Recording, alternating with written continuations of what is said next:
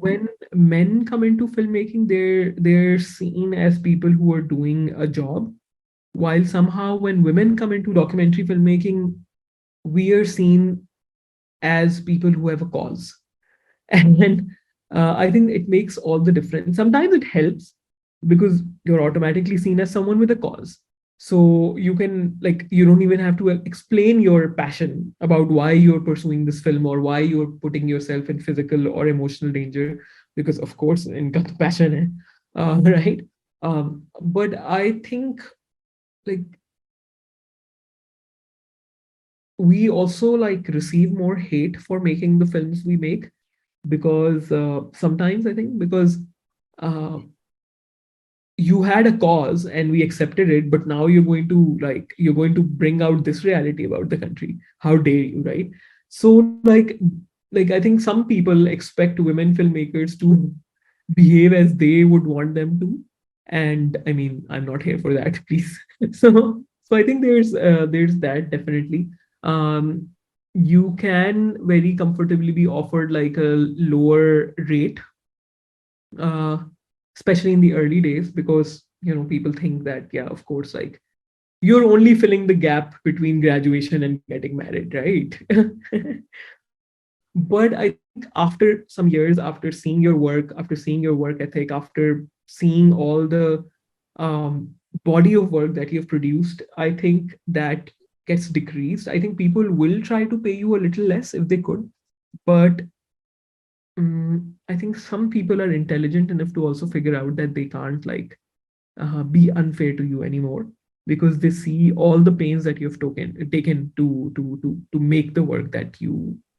I feel like it may not even be like men's fault per se, but I think because they're always held against the standard that they're the breadwinners, I think they also sometimes may have the luxury to, like, accept work from clients that may have values that are different from yours. For example, if I am approached by a non-profit organization to make a documentary, but I know that their work is shady or their work is not up to the mark, I will not make that film. And it's not because I have money. I'm sorry, I don't.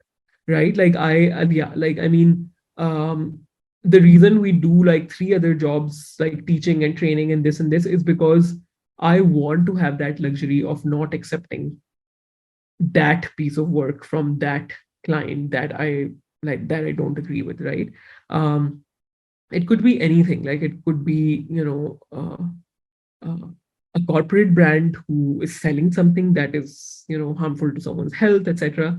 Like, I would think twice before going for it, because and it's not like I would always say no also, like, mark my words, I might I might want to work on a project that has a legacy of the past 10 years. And I'm just like, I want to be associated with this particular season, for example, because I've loved the work that they do. But still, like, you would be more cautious as a woman taking up work from problematic clients. And for me, like, I think I work with corporate not much at all, but I really do like work considerably much with nonprofits.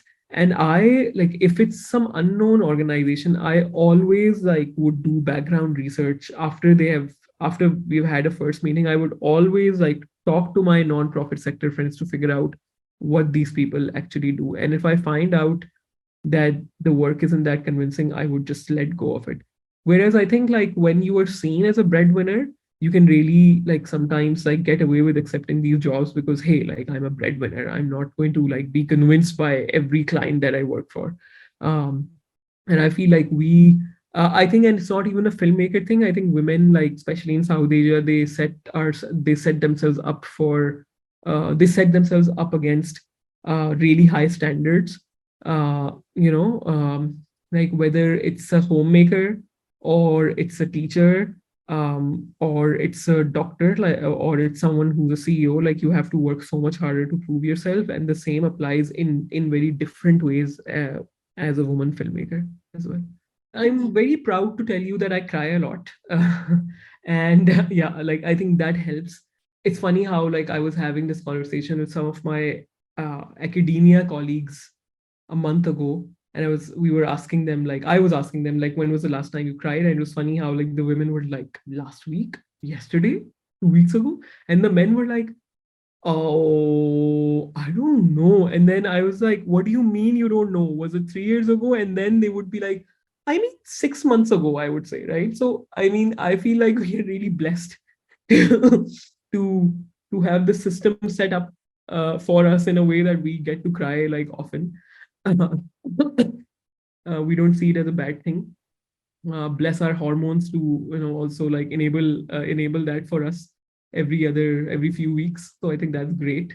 I think like for me, like crying helps a lot.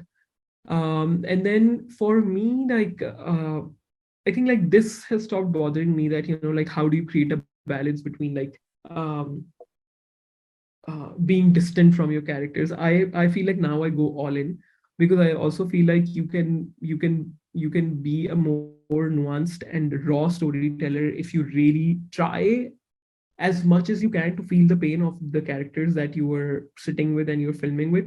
So I don't shy away from like trying to maintain that balance. I'm just like, I will try to like empathize with you as much as I can, even though like there's no way I can ever understand your pain completely.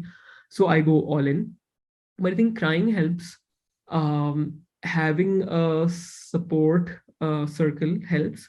So having friends who will listen to you, having friends who may not necessarily offer you a solution, but will respect you for the work that you do and will not tell you कि यार तुम्हें इतना तकलीफ हो रही है तो फिर मत करो ये काम छोड़ दो.